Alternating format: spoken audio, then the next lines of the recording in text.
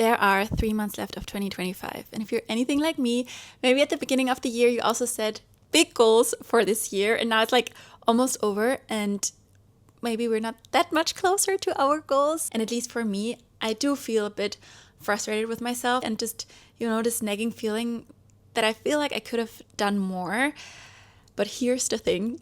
The year is not over yet. We have 90 days and I want you and me to make the absolute most out of these last 3 months and just really, really give it our all. And in this video, I'm going to tell you exactly what the plan is and how we're going to do this. Let's dive right into it with step number 1, which is clarity. We need to be so crystal clear in our mind what it is that we want. And a really important thing is that it cannot be more than 3 things. So you need to narrow down your 3 main priorities that are the most important for you and where you want to put all your energy and all your focus. Because there's a saying, if you have more than 3 goals, you might as well have none. Because if we have 10 goals, we just are so overwhelmed, we don't even know where to start, right? So we really need to narrow it down and really prioritize here. And why this is so crucial is because our brain needs clarity. It's always working in the background to align all our actions, our thoughts, our behavior towards who it thinks we are. So we want to have a really strong identity so our brain can filter out all the noise and then automatically guide us towards the actions that align with that. So find your 3 main goals. Now I'm going to share mine with you. Number 1 for me is that I want to feel amazing in my body. So just really feeling super good in my own skin and feeling at home in my body. Number 2 is having a confident and clear mindset. And number 3 is to show up consistently here on YouTube with value and with intention. Hopefully I'll get there. But so now we have our what. So we can move forward to step 2, which is all about the how. So now we want to really get into kind of the organizational part to really figure out how are we going to get there? What are the things we're going to have to do to achieve these goals? So I now want you to think for every single one of your goals, what are things I can do every day or every week that are going to bring me closer to that goal. And again, trying not to overwhelm ourselves, but maybe narrowing it down to the 3 to 5 most important actions that are going to make the biggest difference. And then we want to take these things and if possible, we want to put them in our calendar and we want to be really clear on when are we going to do them so that we can have no excuse, right? So being really specific here. I'm again going to give you an example for my goals. So for my first goal about feeling amazing in my body, I've written down for myself specific non-negotiables that I'm going to stick to. Number 1 is cutting out sugar. So I'm going to cut out sugar until the rest of the year. By the way, you're more than welcome to join in on these things. So that's the first thing. Then I am going to stick to a regular movement practice, which is 20 minutes of movement every single day. And I am now going to put these times in my calendar to really know when am I going to do my movement, maybe also thinking about what am I going to do? Am I going to go for a long walk? Am I going to go to a class? Am I going to do a home workout? So being specific and writing it down for you. And a third thing I want to do is to prioritize my sleep over anything else.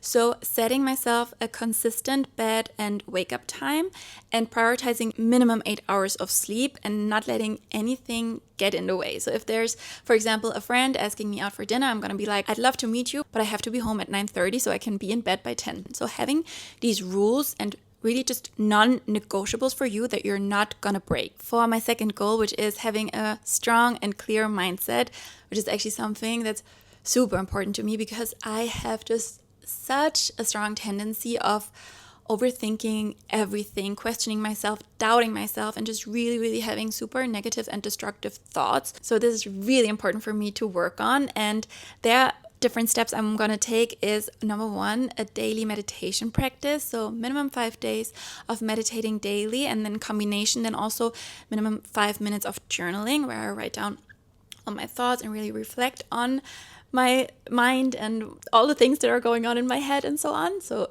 kind of these 2 things in combination. And also something that really helps me is to listen to inspirational and uplifting either podcasts or audiobooks. So whenever I'm going for a walk or do housework or whatever, I'm going to listen to something that I know just has this really positive effect on my mindset. Let's talk about step number 3, which is by far my favorite one because I truly believe that this is so life-changing, and it is to connect to your future self. So what we want to do now is to really envision that version of ourselves that we're going to be in 3 months from now, on the 31st of December 2025, the version we will be if we really stay consistent and show up and put in the work within these next weeks. And I want you to think about, what is that person going to look like? What is that person going to feel like? How are they acting? What did they achieve? What are they proud of? And it's really feeling into that version and seeing it in front of your eyes.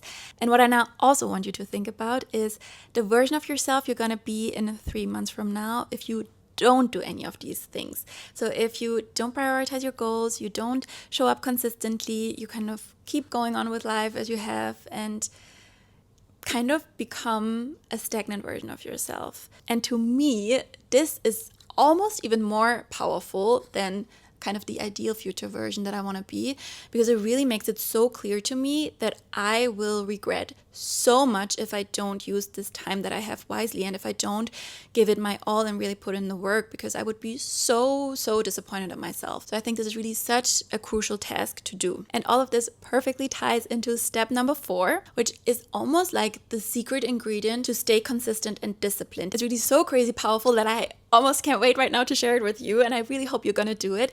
And it is to write down your goals every single day. So the 3 things that you've set for yourself and I set for myself, we are gonna write them down every single day, ideally in the morning, because this helps us so crazy much in staying super connected to that future version of ourselves that we want to become, and to really prime our mind to stay focused on these goals and not allow ourselves to drift away and tell ourselves, oh, it doesn't matter if I skip a day.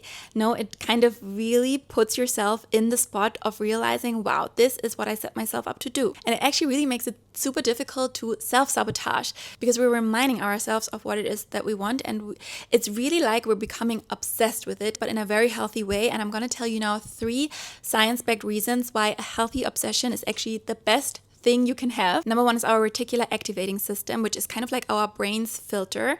And by constantly repeating things and writing things down and visualizing them, and just really repetition here is the key word, we're literally reprogramming our brain to notice opportunities and resources and ideas that align with our goals. The second one we actually already talked a bit about, which is the whole thing with identity alignment, that our brain constantly tries to keep our thoughts and behaviors aligned with who it thinks we are. And if our goals are vague, our identity also stays vague. But if we're crystal clear and obsessed with a goal, we're constantly reinforcing, this is who I am. And when identity and goals match, consistency becomes way easier, which actually has to do with point number 3, which is a concept called cognitive dissonance, which I find so fascinating, because here's the thing. Our brain really hates when our actions don't align with our beliefs. So if we're acting in a way that doesn't match who we think we are, it creates discomfort within ourselves, meaning you will actually feel bad acting otherwise, you know? So if you have a really strong identity that you are a person that eats really healthy and takes very well care of their body, then it's gonna feel so bad eating fast food or smoking or, you know, doing anything that's really unhealthy for you is gonna just feel so wrong because of this cognitive dissonance. And isn't that super nice? So we definitely need to take advantage of this, right?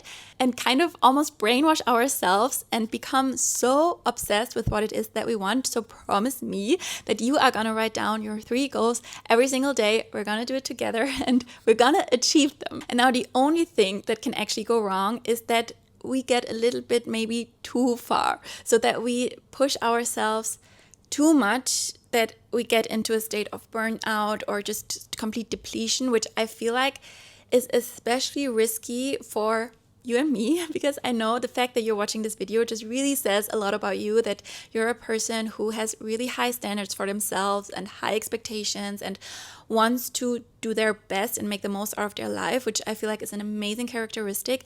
But it also really has a high risk of not realizing when you're maybe doing a little bit too much, and also maybe being a bit too extreme, which is also not good, right? Everything in measures. We never want to be too crazy extreme, which is why step number 5 is really important, and that is to check in with yourself every single week. So setting a specific time, maybe every Sunday, and writing down what went really well this week, what am I super proud of, and maybe what didn't go so well, and then could I do more? Could I have done better? Or am I actually pushing too hard and ignoring my needs and being super honest there with yourself? That's so important that you honestly reflect on, could I do more, or am I actually maybe doing a bit too much and I need to give myself a little bit more grace and maybe a little bit more of a break and taking it a bit slower, which is also completely fine, right? So finding this balance between pushing yourself when you can do more and taking a step back when you feel like you actually can't, and being really kind to yourself. So this is our plan to make the absolute most out of the last 90 days of 2025. I'm so excited to do this with you. And I'm so excited also to hear what your goals are that you're working on. So if you feel like it, then please share them down below, or any thoughts you have. I'm also thinking if I should maybe do a little check-in in between, where I can maybe share from my side how it's been going so far. I think I'm going to do that. So definitely stay tuned for that. And let's do this. Let's become the best possible versions of ourselves we can in the next months. I hope you enjoyed this video, and I'll see you in the next one. Bye.